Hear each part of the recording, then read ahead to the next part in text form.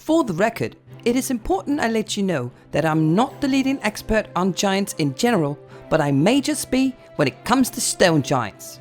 For 2 summers, I have studied and observed these most intriguing behemoths, and I must say there is more to them than meets the eye. My first encounter with one of these creatures was on one of my travels to Magnimar.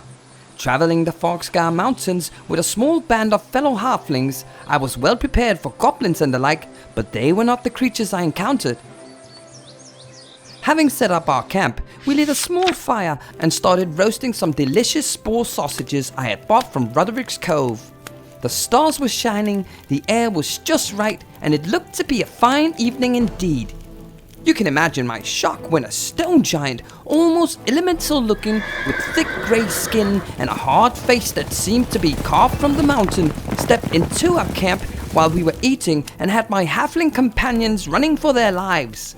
I myself was certain that I would never see the light of day again. Fortunate for me, Agritar is not a cold killer. He's a 437-year-old stone giant, and he knows the way of his people well. He stands 12 feet tall, and I would gather he weighs around 1,500 pounds, which I now know is relatively common for a stone giant. Wandering alone, Agritar was on his quest for the calling. He called it hearing the voice of the stones. The logic of all this somewhat eludes me, but Agritar ensures me it makes perfect sense, and I am certainly not going to argue with him on that point.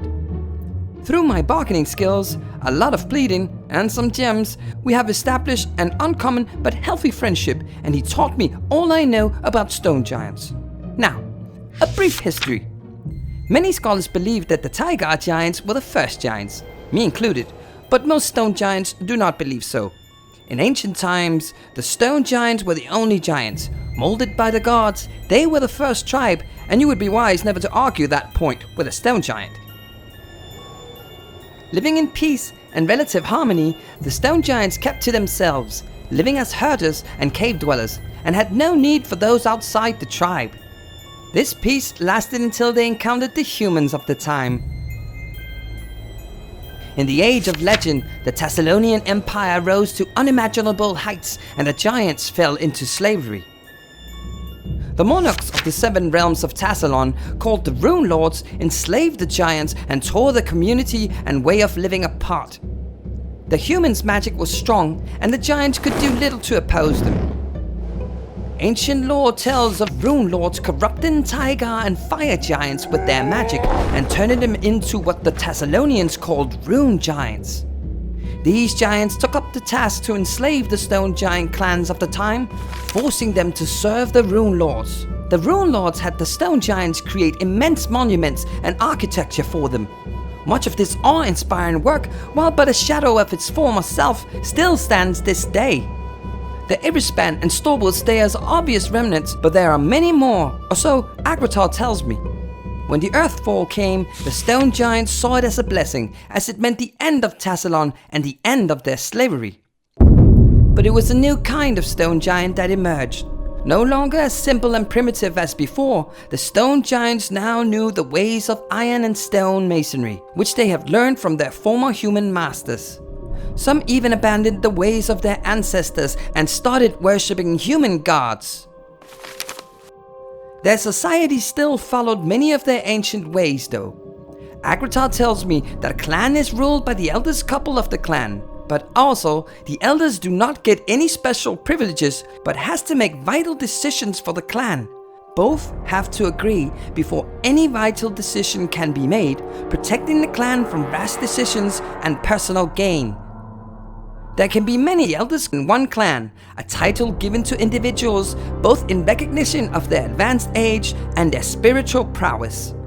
The elders often possess sorcerous powers over earth and stone, taught to them by previous elders or communing with their ancestral mountain and the spirits of their ancestors. Suffice to say that the elders claim a certain amount of respect from the rest of the clan. So do those who are born with innate magical abilities.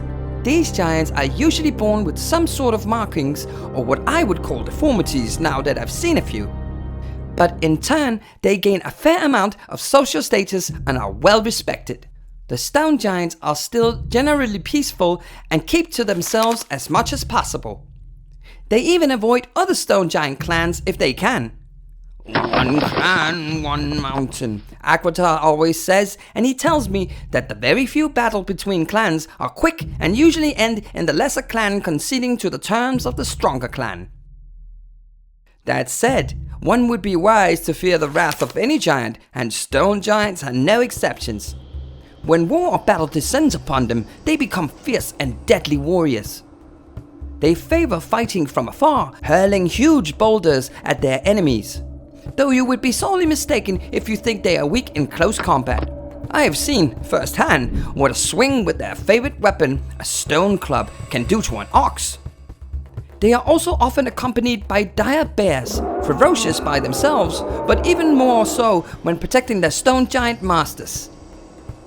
Their skin is thick enough to turn a blade, and even though they are large beings, they hide well in the mountains. Their grey hide makes them blend in with the rocks so well that one may walk past them and never notice.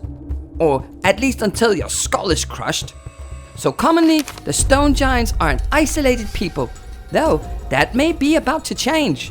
Agratar tells me that many of the clans are gathering under the call of a certain Stone Giant called Mokmorian.